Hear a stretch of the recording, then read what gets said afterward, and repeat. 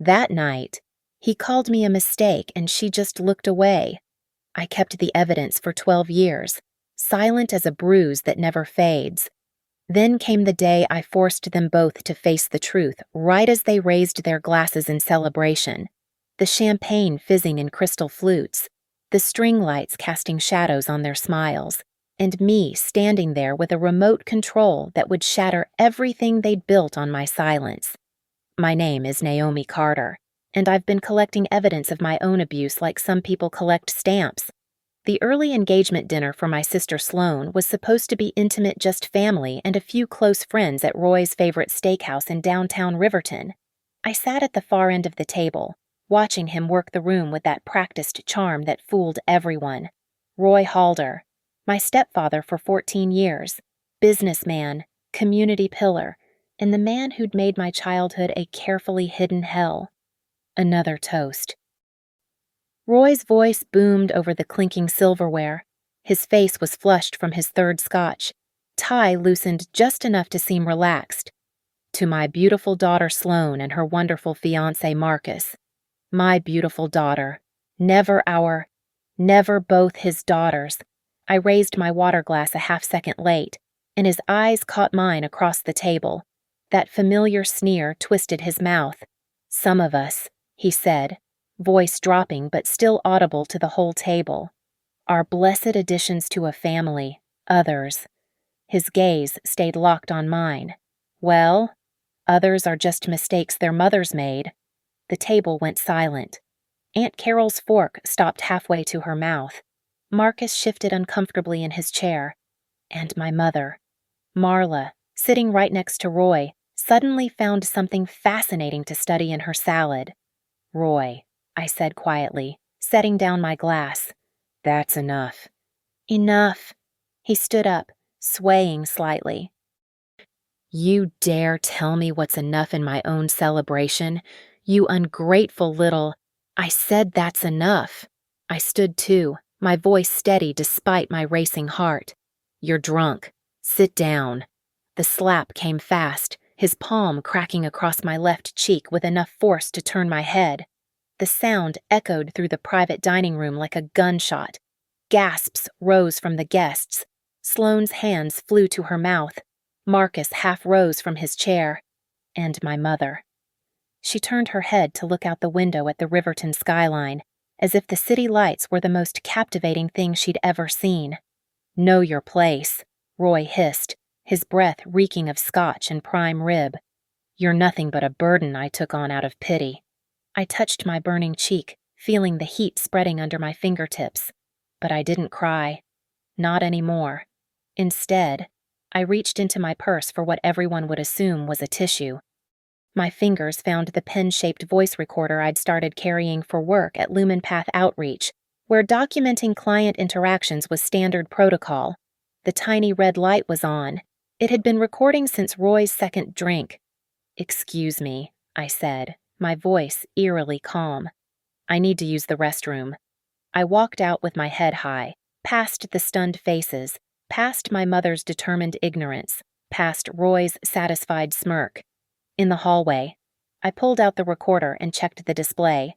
23 minutes of clear audio, including the mistake comment and the distinctive sound of palm meeting cheek. The restaurant's bathroom was all marble and soft lighting, designed to make wealthy patrons feel even more elegant. I stood before the gilt-framed mirror and studied my reflection. My cheek bloomed red, the shape of his fingers already visible, but my eyes were different. Dry, clear, calculating. For years, I'd cried in bathrooms like this. Hidden my bruises with concealer, made excuses, but tonight was different. Tonight, I wasn't a helpless teenager. I was 28 years old with a job, a savings account, and most importantly, a plan that had been forming since I'd discovered Roy was planning to run for president of the Riverton Business Council. I took out my phone and snapped a photo of my face, making sure the restaurant's distinctive wallpaper was visible in the background. Timestamp 8:47 p.m. Evidence file number 231. 12 years of evidence, and they had no idea. Tonight. Roy had given me the final piece I needed. The first time Roy hit me, I was 14 and had forgotten to sort the recycling properly. A shove against the kitchen counter that left a bruise shaped like the edge of granite across my ribs. I'd taken a photo with my old Kodak disposable camera, hiding it under my mattress like contraband. That was evidence file number 1. Now, sitting in my apartment at 2:15 a.m., I scrolled through the digital archive I'd named Roy H.H. Dossier. 231 files, meticulously organized by date and type. Photos of bruises that bloomed like purple flowers across my arms. Screenshots of text messages. You're grounded for breathing too loud. Your college fund. What college fund mistakes don't get to dream big? Audio recordings of his drunken rants. Captured first on an old cassette recorder I'd bought at a yard sale. Then, later on, various phones. File 47. An email from Mrs. Henderson, my high school guidance counselor, dated March 15th, 6 years ago. Naomi's bruising concerns me. She claims she fell, but the pattern suggests otherwise. Has anyone spoken to her parents? File 92. A police recording from when I'd called emergency services at 16. Roy had locked me in the basement for missing curfew by 10 minutes. The call lasted 3 minutes and 12 seconds before my mother took the phone and told them everything was fine, just a teenager being dramatic. I'd submitted a FOIA request for that recording 2 years ago. File 158A photo of my acceptance letter to State University. Torn into pieces. Roy had destroyed it before I could respond, saying community college was more my level. I'd taped it back together, photographed it, and accepted anyway using the library computer.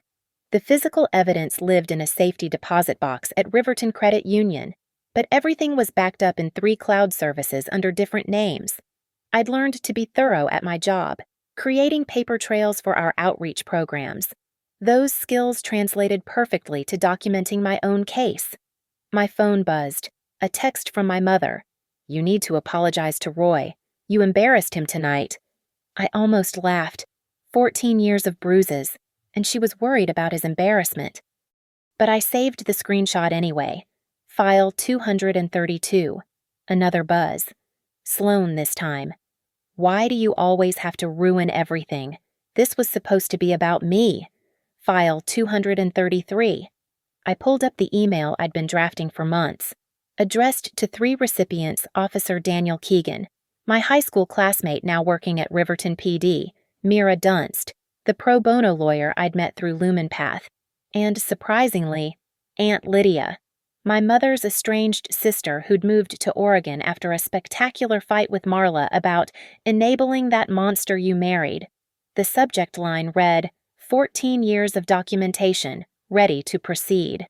Attached was a compressed folder containing the highlight reel 30 of the most damning pieces of evidence, including tonight's audio.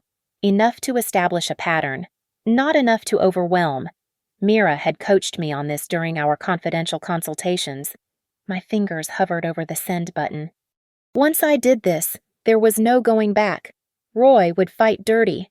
He always had. The man who locked a 16-year-old in a basement wouldn't hesitate to destroy a 28-year-old who threatened his reputation. But I thought about that 14-year-old girl with the disposable camera, carefully documenting her pain because somewhere, deep down, she believed that someday it would matter.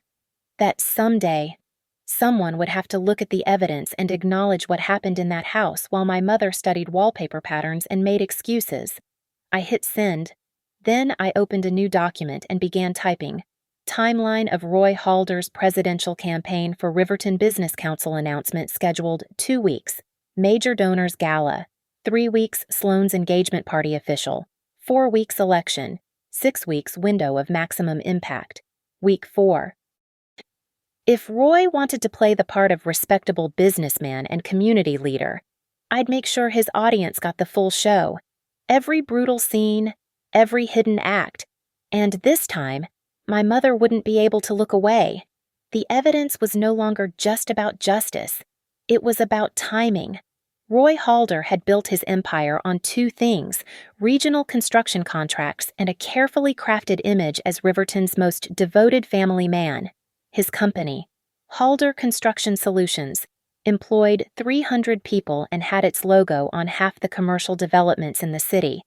But what he really wanted was that president's seat on the Riverton Business Council, the gateway to a massive infrastructure contract with Brennan Industries worth $40 million. I knew all this because Roy couldn't help but brag at dinner tables, even while calling me worthless in the same breath. At Lumen Path Outreach, I'd gotten good at research. Finding resources for clients meant knowing how to dig through public records, corporate filings, court documents. So I dug into Roy's life the way he'd dug into mine, with his fists. The Riverton Business Council website showed his smiling face on the campaign page, Roy Halder building our future together. Family values, integrity, community leadership. The photo featured him with Marla and Sloan at last year's charity gala. I'd been cropped out, though you could still see my shoulder at the edge of the frame. But every fortress has cracks if you know where to look. File name, Halder, weakness, Zoa 1. A police report from 13 months ago. Roy had been questioned after an altercation with a contractor named Jim Reeves at a work site. Jim had refused to cut corners on safety regulations. Roy had shoved him into a stack of rebar. The case was dropped when Jim suddenly decided not to press charges, but the incident report remained public record.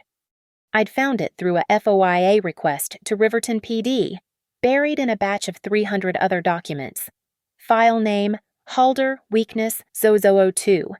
3 former employees who'd filed complaints with the Labor Relations Board about hostile work environment before quietly withdrawing them. Maria Santos, Derek Washington, Lily Zhao. I'd tracked them down through LinkedIn. Maria now worked 2 towns over. She'd been willing to talk off the record over coffee, her hands shaking as she described Roy's explosive temper, the throwing of blueprints, the screaming inches from her face. I wanted to fight it, Maria had said, stirring her coffee obsessively. But he knew people. Made it clear my husband's immigration status might suddenly become complicated. I had her permission to record that conversation. Audio file saved, backed up, encrypted. The real goldmine came from an unexpected source, Roy's own ego. He'd installed a high-end security system at the house 3 years ago, complete with cloud storage for all footage. He'd bragged about it for weeks, even given me the login to check the cameras when they went on vacation. He'd never changed the password.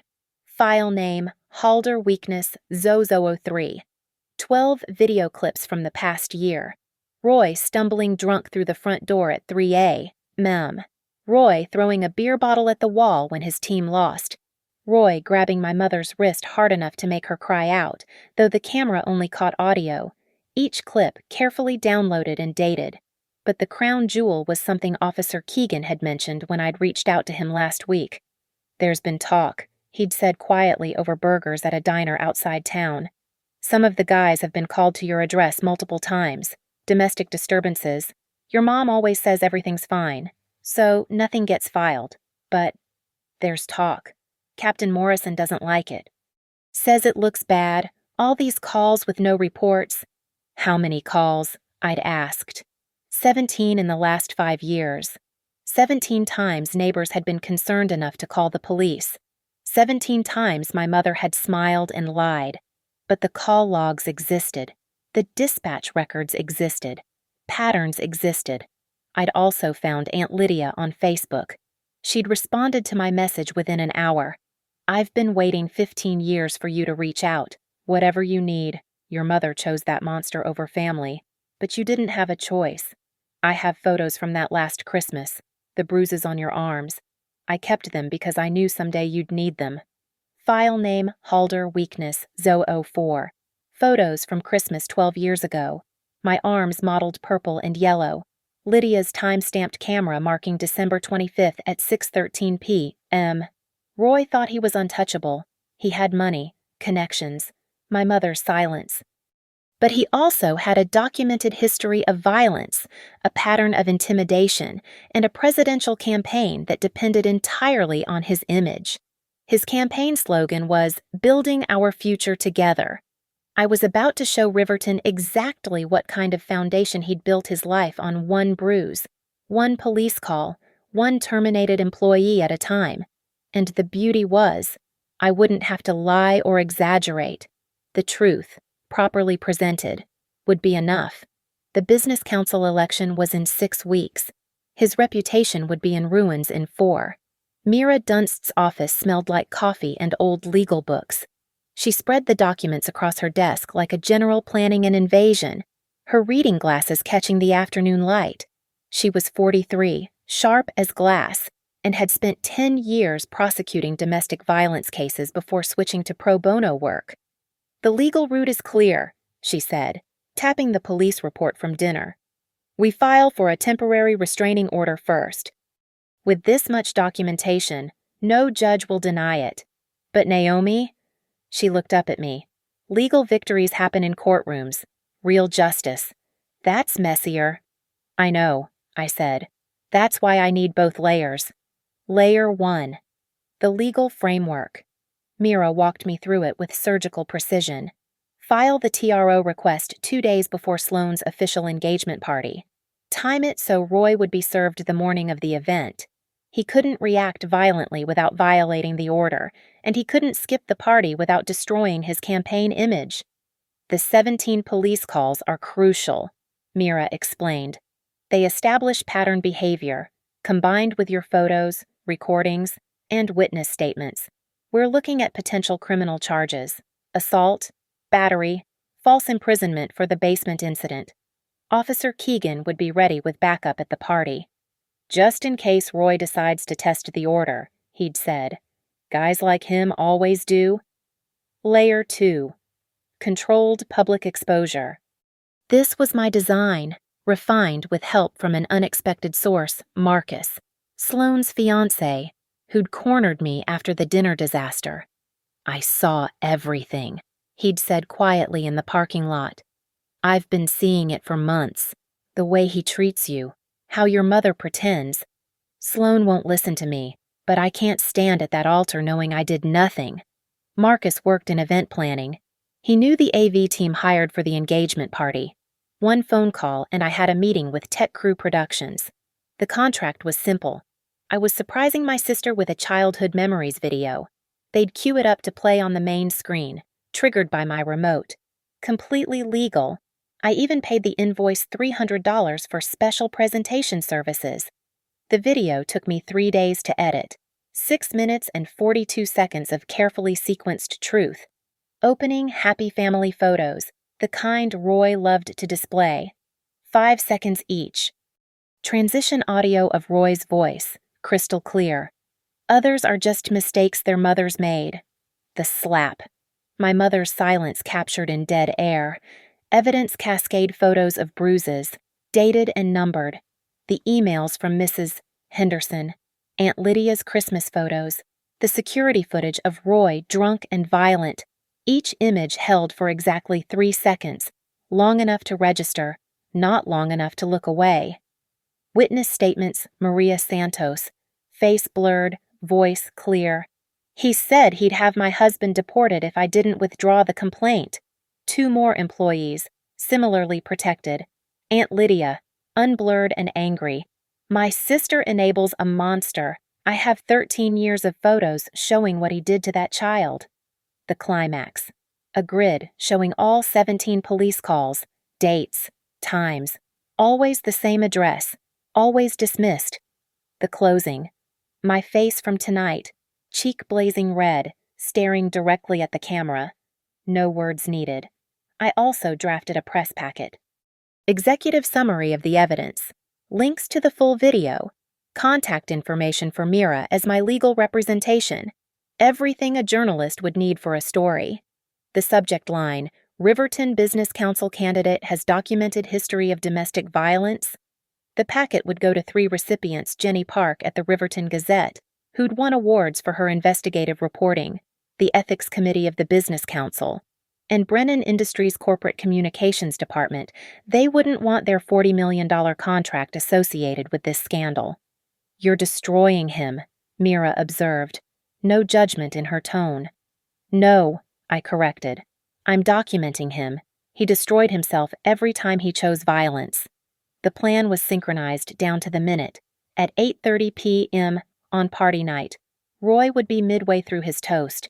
At 8:31, the video would start.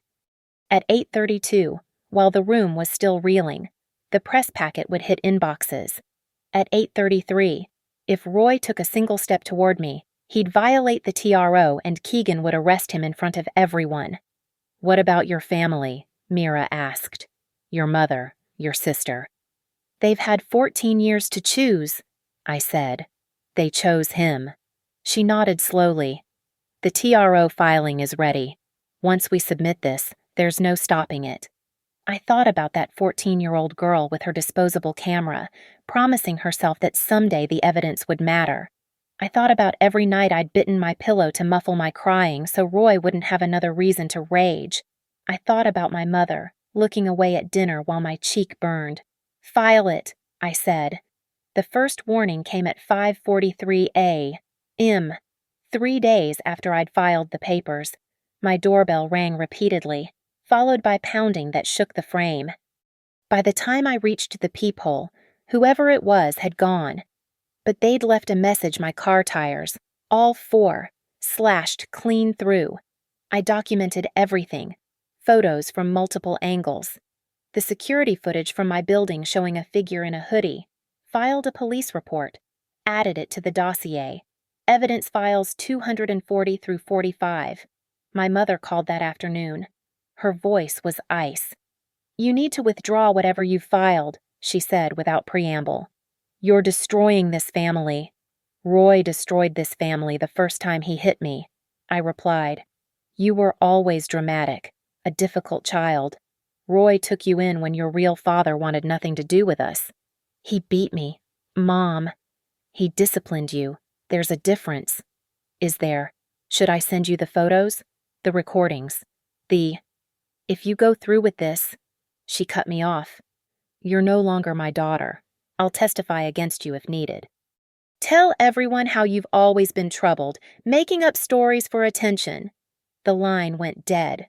I saved the call recording. File 246. Sloane's texts came in a barrage that evening. "You selfish bitch. This is my wedding year. Marcus's parents are threatening to cancel if there's scandal. I'll never forgive you. You're just jealous because Dad actually loves me. Dad." She called him Dad. File 247. The doorbell harassment continued. 2:13 a.m., 3:27 a.m., 4:05 a.m. Always gone before I could get there. My landlord installed an additional camera after the third night. Roy was getting desperate, but he was also getting sloppy. The hoodie figure had a distinctive walk, that slight favor of his left knee from an old construction injury. On the fourth night, I wasn't alone. Officer Keegan had arranged for periodic patrol drives, and Officer Janet Mills happened to be parked outside when the figure appeared at 1:59 a.m. The hooded person saw the patrol car and retreated, but Mills got partial plates on a vehicle speeding away. The car was registered to Halder Construction Solutions. "It's escalating," Keegan warned me over coffee the next day. "Men like Roy, when they feel control slipping." "I know," I said. "That's why I'm staying at a hotel until the party." But even prepared, I wasn't ready for what I found in my office at Lumenpath that afternoon. Someone had slipped an envelope under the door. Inside a single photo of me at age 15, crying, with my shirt torn. I remembered that night. Roy had been teaching me respect, but I'd never seen this photo before, which meant Roy had taken it, kept it, a trophy. My hands shook as I turned it over. Written on the back, "Who's going to believe a troubled teen over a respected businessman? Drop this, or everyone sees what kind of girl you really were." I sat at my desk for a long moment, staring at that photo of my younger self. Broken, terrified, helpless, everything Roy still thought I was. Then I scanned it, front and back, high resolution, added it to the evidence folder with a note, "Received at workplace, date and time. Proves subject documented his abuse consciousness of guilt." File 248. That evening, I was packing for the hotel when Marcus called. Sloane found something, he said quickly. In Roy's home office. She was looking for her birth certificate, and he paused. There's a file. About you. Photos. Documents. Some stuff about your biological father, Naomi. He's been planning something. Planning what? I don't know. But there's a business card for a private investigator and some legal forms about challenging competency. Mental health holds. Sloane's freaking out not because of what Roy was planning, but because she thinks you found out and that's why you're doing this. So Roy had his own nuclear option. Paint me as mentally unstable. Use my mother's testimony. Maybe even try to have me committed. It was almost elegant in its cruelty. Marcus, I said carefully, can you take photos of that file? Already did. Sending them now. Files 249 through 260. I sat on my bed, laptop open, looking at Roy's counter-strategy. He'd been preparing to destroy me long before I'd ever filed that TRO. The only difference was that I'd struck first. My phone buzzed. Mira. The TRO was approved. Roy will be served tomorrow morning at 8 a.m. Are you ready for this? I looked at the photo of my 15-year-old self, then at my reflection in the laptop screen. Different person. Stronger person. Documented person. I've been ready for 14 years. The morning of Sloane's official engagement party arrived crisp and clear. 7:58 a.m. I sat in my hotel room, phone in hand, waiting. Mira had arranged for a process server to deliver the TRO papers to Roy at exactly 8. The party started at 7 p.m., 11 hours for Roy to rage, plot, and ultimately realize he was trapped. 8:03 a.m. My phone rang. Mira. It's done. Served at his home. He tried to refuse, but his neighbor witnessed the delivery. The order is active immediately. He cannot come within 50 feet of you or contact you in any way. The Grand Riverton Hotel ballroom had been transformed into Sloane's dream venue. Crystal chandeliers, white roses everywhere, a stage for the band. I arrived at 6:30 p.m., 30 minutes early, wearing a conservative navy dress that wouldn't distract from what was coming. My pen recorder was clipped to my purse. My phone was set to live stream to a private link I'd shared with Mira. I found the AV crew chief, Derek, adjusting the main projection screen. Ms. Carter, your video is loaded and ready. Just hit the button on your remote when you want it to play. Channel 3, like we discussed. I tested the remote. The screen flickered briefly. Perfect. What's the password to override if someone tries to stop it? I asked. Eclipse 279, but only you and I know that, as requested. I'd also mapped the room carefully. The main entrance was 40 feet from the stage. The service entrance was 30 feet from where I'd be standing. I'd placed small pieces of tape on the floor, invisible to guests, but marking the exact 50-foot radius Roy couldn't cross without violating the TRO. If he came at me, I'd know exactly where to position myself. 6:45 p.m. Keegan texted, Mills and I are in the parking lot. Signal if you need us. The code word was mirror. One text, and they'd enter. 7 p.m. Guests began arriving. Sloane swept in wearing champagne silk. Marcus at her side, looking uncomfortable in his tux. My mother followed, elegant in emerald green, her face a mask of cold composure. She saw me and deliberately turned away. 7:20 p.m. Roy entered like he owned the world. Navy suit, silver tie, campaign smile. His eyes found me immediately across the room. The smile flickered. He started toward me, then stopped, probably remembering the morning's papers. Instead, he grabbed a scotch from the bar. I stood near the far wall, carefully positioned between my two tape marks, close enough to the service exit, far enough from Roy's natural path to the stage. 7:45 p.m. The party was in full swing. Business council members chatting with Roy, local press taking photos. Jenny Park from the Gazette was there, officially covering the social event, unaware she'd have a very different story soon.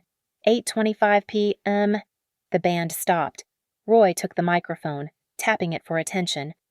Sloan and Marcus joined him on stage. "Ladies and gentlemen," Roy's voice boomed, "thank you for celebrating this beautiful occasion with us.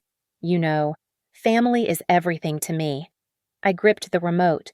Building a strong family is like building a strong business.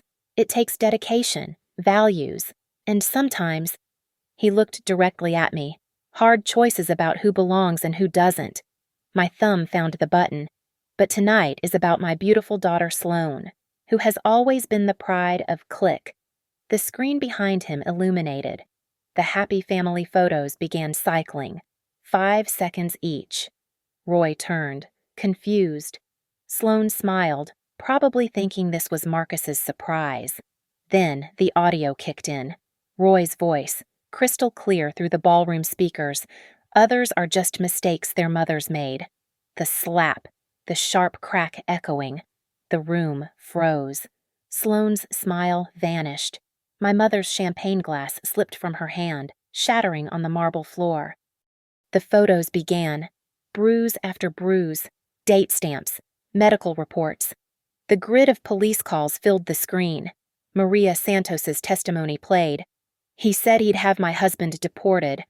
Roy lunged off the stage toward the AV booth. Derek stood firm. "Password protected, sir. I can't stop it without authorization." The security footage played. Roy, drunk, violent. The basement door slamming, locking. My 16-year-old voice on the emergency call. "Please help me. I'm locked in. I can't." Then my mother's voice cutting in. "Everything's fine. Officer." 8:32 p.m. My phone buzzed. The press packets had been sent. Jenny Park was already on her phone, probably calling her editor. Roy spun toward me, his face purple with rage. He crossed the room in long strides. 40 feet, 30 feet, 20 feet. I stepped backward, staying behind my tape line. "That's close enough. Roy." 10 feet. He wasn't stopping. I pulled out my phone, typed 6 letters, mirror. "You little bitch," Roy snarled, reaching for me. His hand was 3 inches from my arm when Keegan and Mills burst through the service door. "Mr. Halder," Keegan's voice was sharp. "Step back now. You're violating a restraining order." Roy wheeled on him. "This is a private event. You have no right." "We have every right when you're violating a court order. Hands behind your back." The room erupted. Guests gasping. Cameras flashing the press photographers getting tomorrow's front page. Sloan sobbing. My mother standing frozen by the shattered glass. As Keegan cuffed Roy, the final image appeared on screen, my face from that first dinner, cheek blazing red, staring directly at the camera. The video ended. The screen went dark. Total runtime, 6 minutes, 42 seconds. Total time to destroy Roy Halder, 6 minutes, 43 seconds. Roy's voice cut through the ballroom as Keegan pulled him toward the door. "You're nothing. You hear me? Nothing. I gave you everything, and this is how you repay me." The cameras kept flashing. Jenny Park pushed through the crowd, her phone recording everything. 2 business council members were already backing away from Roy, creating physical distance from the scandal. "This is fabricated," Roy shouted, struggling against the cuffs. "She's mentally ill, Marla. Tell them about her problems." Every head turned to my mother. She stood perfectly still, emerald dress catching the light, surrounded by glittering shards of champagne glass. For once, she couldn't look away. The entire room was watching her. "Marla," Roy's voice cracked. "Tell them." My mother's mouth opened, closed, opened again. "Mrs. Halder." Jenny Park stepped forward, recorder extended. "Did you know about the abuse 17 police calls to your residence? Did you know?" My mother's carefully constructed composure finally cracked. "I need to leave." She turned toward the exit, but the crowd had pressed in. There was nowhere to look except at the faces of people she'd smiled at during charity galas, church functions, campaign dinners, people who'd heard her voice on that emergency call, dismissing her daughter's plea for help. "Mom," Sloane's voice was small, broken. "Is it true? Did you know?" Marla didn't answer. She pushed through the crowd, leaving Sloane standing alone on the stage, mascara streaming down her cheeks. Mills read Roy his rights while Keegan guided him toward the door. As they passed me, Roy lunged sideways, trying one more time to reach me despite the cuffs. Keegan yanked him back hard. "Attempted violation of protective order," Keegan announced loudly, adding that to the charges. The Brennan Industries executives were already on their phones. I heard one of them say, "Pull the contract, tonight. I don't care about the penalty clause."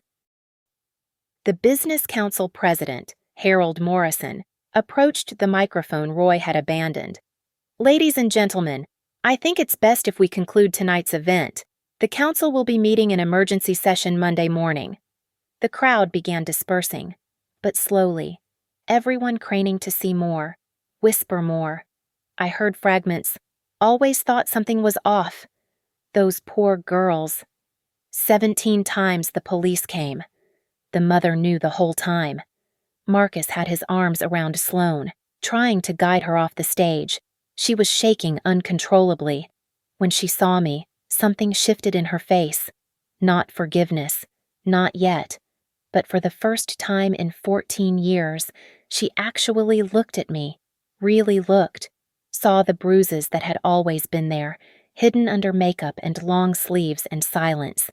"The photos," she whispered. "They were real. They were always real," I said quietly. Jenny Park appeared at my elbow. "Ms. Carter, can we talk? The Gazette wants to run this story front page tomorrow." "My lawyer will provide a full statement," I said, handing her Mira's card. "All documentation will be made available." "What about your mother, your sister?" "They've made their choices." More reporters were arriving. Someone from Channel 7, the local NPR affiliate. Roy's campaign manager was near the bar, downing straight bourbon while deleting contacts from his phone. Harold Morrison approached me as I headed for the exit. "Ms. Carter, I want you to know the Business Council takes these matters very seriously. Mr. Halder's candidacy will be terminated immediately." "Good," I said simply. The parking lot was chaos. Police cars, news vans, guests fleeing the scene. I walked through it all with steady steps. No rushing, no hiding. I'd hidden for 14 years. My phone buzzed constantly. Unknown numbers, probably reporters. One from Aunt Lydia. "Saw the news alert. I'm proud of you. Your spare room is ready if you need somewhere safe." Another from Maria Santos. "You did it. You actually did it. Thank you." As I reached my car, I saw my mother sitting in hers 3 spaces away. She was gripping the steering wheel, staring straight ahead at nothing. For a moment, our eyes met through the windshields. In hers, I saw the truth she'd never speak, she'd known all along. Every bruise, every cry for help, every locked door. She'd known and chosen her comfortable life over her daughter's safety. She looked away first. She always did. I started my engine and pulled out slowly, passing the spot where Keegan's patrol car had been. Roy was gone, probably being processed at the station. The TRO would become a full restraining order now. The assault charge from tonight would stick too many witnesses. The investigation into the other incidents would begin Monday. My phone, mounted on the dashboard, showed 47 new messages. The video had been shared over 300 times in the past 10 minutes. The Riverton Gazette website already had a breaking news banner. 6 minutes and 42 seconds of truth after 14 years of silence. The revolution wasn't just televised, it was uploaded, shared, and permanent. The Grand Riverton's service hallway was empty now, just the muffled sound of staff cleaning up shattered champagne flutes and abandoned dreams. I walked slowly, my heels clicking against marble, each step measured and deliberate. No running, no rushing. I'd spent too many years running. The bathroom where I'd hidden so many times, not tonight. Tonight. I walked past it to the mirror at the end of the hall. The same ornate gilt frame that had reflected 100 charity galas, campaign launches, family celebrations where I stood at the edges, invisible unless Roy needed someone to blame. I stopped in front of it. The woman looking back at me had the same dark hair, same green eyes. But everything else had changed. No red cheek from a fresh slap. No hunched shoulders trying to become smaller, less noticeable. No darting glances checking for danger. Just stillness, clear eyes, straight spine. Behind me, I heard footsteps, multiple sets. I didn't turn, just watched in the mirror as 3 figures approached. Jenny Park with her recorder, another reporter I didn't recognize, and surprisingly, Marcus, alone. "They want statements," Marcus said quietly. "But that's not why I came." He pulled out his phone, showed me a text from Sloan. "Don't let her leave alone." "She's not ready to talk," he continued, "but she wanted you to know.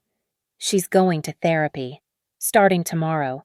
She says she has 14 years of not seeing to work through." I nodded once. It was enough.